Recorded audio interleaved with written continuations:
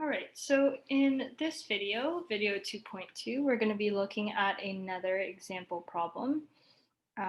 It's actually going to be the practice problem number 1 from the worksheet for today. And so we're just going to work through that problem in this video. All right, so coal gasification converts coal into a combustible mixture of carbon monoxide and hydrogen, which is called coal gas, in a gasifier. And so they give us the reaction equation for that reaction. So we have our water vapor, 1 mole of it, joined with 1 mole of carbon, which is in the form of coal, and it'll form 1 mole of carbon monoxide gas and 1 mole of hydrogen gas. And so our task for this question is to figure out the above reaction's enthalpy change, given our 3 known reactions over here. And so as soon as we see that, we know that we're talking about Hess's law, right? So if we look at our 3 given reactions, unlike our previous example, we're actually not given the associated enthalpy changes for these known reactions. But what we'll notice with our 3 given reactions is that they're actually formation reactions, which we saw all the way back in video 1.1 of this lesson.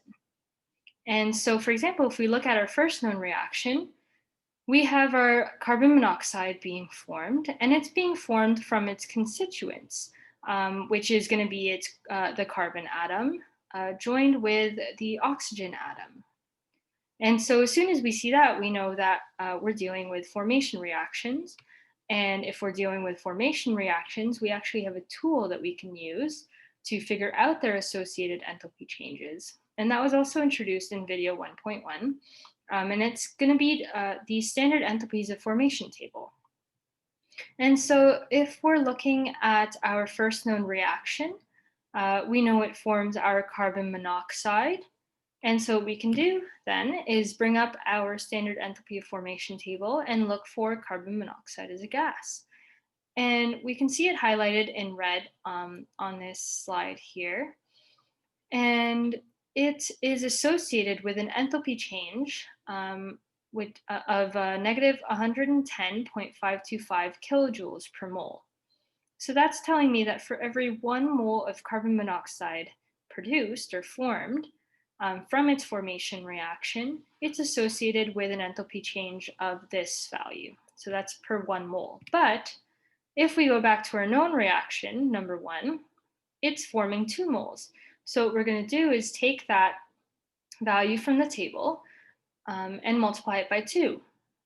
And this value here, the negative 221.0 kilojoules, is going to be the enthalpy change associated with the formation of 2 moles of carbon monoxide. And so we're going to do the same thing for our remaining known reactions. So if we look at known reaction number 2, we are forming, again, 2 moles of water vapor. So water in its gas state. So if we go to our table here, it's highlighted in red, the water in its gas state. And that's associated, the formation of 1 mole of water vapor is associated with an enthalpy change of negative 241.818 kilojoules per mole. And so something really important to note here is that right above our box, you can see that another substance known as water in its liquid form is also listed in this table. So it's really important that when we're looking at the standard enthalpy of formation table, that we are looking at the right state of our substance. Because as you can see, the associated enthalpy changes are different from each other depending on their state. So again, 1 mole of the water vapor formed from its formation reaction is associated with the negative 241.818 enthalpy change. So what we can do again is, since our known reaction, number 2, is forming 2 moles of our water vapor, we can take that value from the table and multiply it by 2. to get an associated enthalpy change of negative 483.6 kilojoules for every formation of 2 moles of water vapor. All right, and in our third known reaction, we're going to be looking for carbon dioxide as a gas in our table. And it's highlighted in the red box right here on this slide. So for every formation of 1 mole of carbon dioxide gas from its formation reaction, we get an associated enthalpy change of negative 393.509 kilojoules per mole. And since we're only talking about 1 mole formation of the carbon dioxide gas, we can just take that value straight from our table. So now that we have all these values to kind of begin our equation, we can get right into solving the question at hand. All right, so this slide is taken straight from the 1.1 lesson for today. And these are just outlining the different steps we need to take to solve our Hess's law problems. So the first step is to check if our known reactions add up to our target reaction. And so what I've done here is I've laid out our known reactions, our 3 known reactions, and we're just going to add those all up without manipulating anything.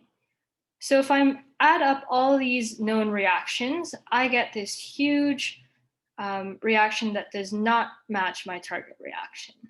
And I'm not even going to bother doing adding up the enthalpy changes because I know that this reaction right here does not match up to my target reaction. So I'm going to move on to my second step of the solving Hess's law. But before I move on to my second step, what we're going to see here is that there are actually one reaction in this case that we don't need to include when we're solving this particular Hess's law problem. And so let's go through each different known reaction and try to figure out what reaction that is. I know it's stated at the top here, but we're going to try and justify that. So if we look at the known reaction number 1, what we're going to do is try to match up the different substances or molecules in our known reactions to our target reaction. All right, so we see in our known reaction number 1 that we have carbon, and in our target reaction, we also have a carbon. So that matches up, so that's fine. Moving on, we have an oxygen gas molecule. And what we'll notice is that's actually not present in our target reaction. So that's just something to keep in mind for now, because there is a possibility of canceling this out, as we'll see later on. Moving on, we have our carbon monoxide.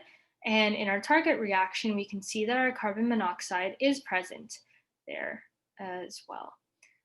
All right, so that's for our known reaction number 1. If we move on to known reaction number 2, we can see that our hydrogen gas is matching up with our target reaction. There's a hydrogen gas there as well.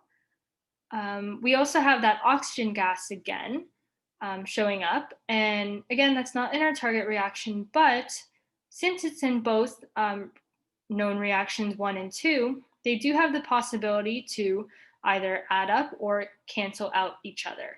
And hopefully we can get those 2 to cancel out because we don't want them to show up in our target reaction.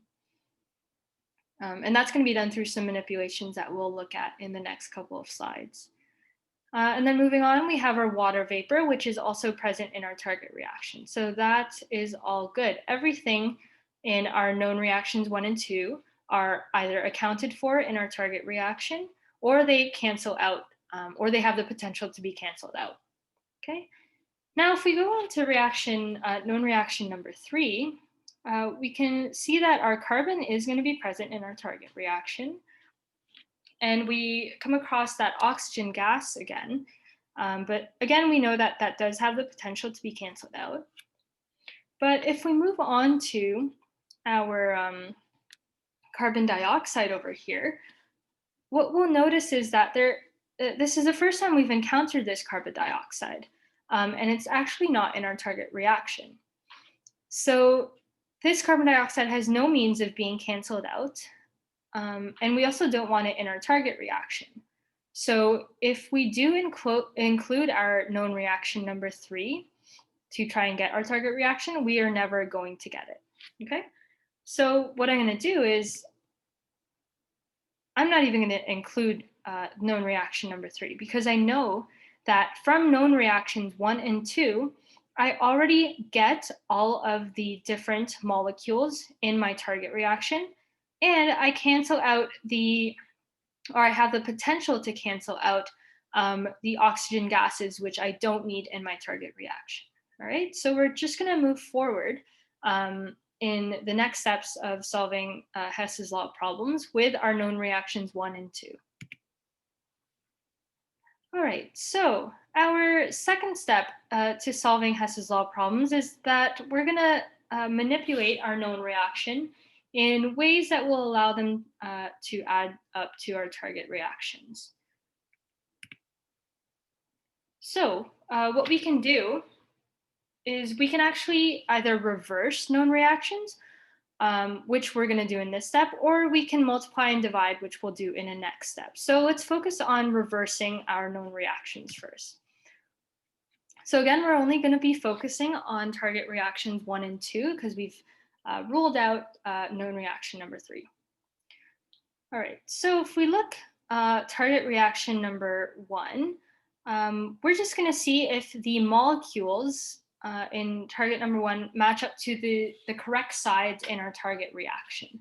So our carbon molecule is on the left side here, and in our target reaction, it's also on the left side. So that's good.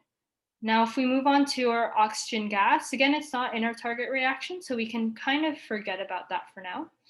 And if we move on to our carbon monoxide, it's on the right side in our known reaction number 1, and in our target reaction, it's also on the right side. So we actually don't have to do any flipping or reversing for our known reaction number 1. Now, if we move on to our known reaction number 2, what we're going to notice is that, so our hydrogen gas in our known reaction number 2 is on the left side, but in our target reaction, it's on the right side, okay? Our oxygen gas, again, is on our target reaction. We can kind of forget about that for now. And if we look at our water vapor, which is on the right side in our known reaction, in our target reaction, it's on the left side of the arrow, right? So we know this tells us that we have to do some reversing, some flipping, all right? So if we take our known reaction number 2 and we reverse it, right? This becomes this now. So we have our water vapor on the left side, which matches up our target reaction. And we have our hydrogen gas on the right side, which also matches up our target reaction, okay? And whatever we do to our reaction, we also have to apply to our enthalpy change. So the enthalpy change associated with reaction 2 was negative 483.6 kilojoules, but since we are reversing it, it's going to turn into a positive number, right? Now, we're still not quite done manipulations. We've covered our reversals, all the reversals that we could do and that we needed to do. Now we're going to look at if we can multiply or divide by an integer to match up our known reactions to our target reaction even better. All right. So if we look at known reaction number 1, we can see that 2 moles of carbon are going to be consumed and joined with oxygen to form 2 moles of our carbon monoxide. But if we look at our target reaction, and if we find our carbon here in our target reaction, it actually only calls for 1 mole of carbon. And if we see our carbon monoxide, it also is only going to need or form 1 mole of carbon monoxide. So if we look at our known reaction number 1, we can see that we actually need to divide by 2 to be able to get that 1 mole of carbon and that 1 mole of carbon monoxide to match up our target reaction. All right. And just analyzing the second known reaction here, we also have to do the same thing. So if we look here, our water vapor, and this has been already flipped from the previous step, okay? So our water vapor in our known reaction is 2 moles, but in our target reaction, we need only 1 mole of water vapor. And same thing here with our hydrogen gas in our known reaction number 2. There's 2 moles of hydrogen gas there. But in our target reaction, we only need 1 mole of hydrogen gas. So to eliminate, or to go from 2 moles to 1 mole, we can divide this whole thing by 2, which is the same kind of thing we're doing for our first known reaction. So both of these reactions actually need to be manipulated. All right, so divide both reactions by 2. So if we're looking at our first known reaction first, we're going to divide it by 2, and we're going to get 1 mole of carbon, a half mole of oxygen gas, to form 1 mole of carbon monoxide. So all of those numbers of moles for carbon and carbon monoxide match up with our target reaction. Then again, whatever we do to our reaction, we have to do to our enthalpy changes that are associated with it, right? So we're going to take our enthalpy change for known reaction 1, and we're going to divide it by 2 to get negative 110.5 kilojoules per mole. All right. And same thing with our known reaction number 2. We're going to divide it by 2 to get 1 mole of water vapor, which matches up with our target reaction. Half a mole of oxygen gas, which we will get back to. And 1 mole of hydrogen gas, which again matches up with our target reaction. All right, same thing here. Whatever we do to our reaction, we have to do to the associated enthalpy change. So we're going to be dividing that enthalpy change by 2 to get 241.8 kilojoules. All right, so now that we've done all of the manipulations that we could do to match it up to our target reaction to the best of our abilities, now we're going to see if our manipulations actually work in getting our correct target reaction. All right, so these are our known reactions that have been manipulated already, along with their associated enthalpy changes that have also been manipulated. So what we can see here, and I said we would get back to these oxygens, but we have our oxygen, our half mole of oxygen on the left side from our known reaction 1. And then we have a half mole of oxygen on our right side from our known reaction number 2. And so we know that we don't need oxygens in our target reactions. And so we can see here that they actually cancel out each other so that they don't appear in our target reaction. And that's due to our manipulations that allowed that to happen. So now that we have those oxygens out of the way that we don't need in our target reaction, we can go on to add up everything else. So on our left side, we have our water vapor and our carbon coming from known reactions 1 and 2. And then on our right side, we have our carbon monoxide and our hydrogen gas coming from reactions, known reactions 1 and 2 again. And so we get this final reaction, which matches up our target reaction. And so since we get that matching up, now we know that these associated enthalpy changes are going to add up to the associated enthalpy change of our target reaction, according to Hess's law, right? So our enthalpy change for our target reaction is going to be 131.3 kilojoules for this reaction here. And so one last thing I want you to kind of remember from our previous lessons, I want you to answer on your sheet of paper, was this reaction exothermic or endothermic? And so think about the different clues that we have in our final answer and try to choose which one is correct. All right, so some next steps after this worked example. I want you guys to try out the second practice problem on your worksheet. If you don't already have it, you can click that top box for it. Now, if you feel confident doing that practice problem too, go ahead and finish the worksheet. But if you need a couple more, or if you need some more help, um, you can click the right box here to take you to video 2.3, which is going to be another worked example. All right.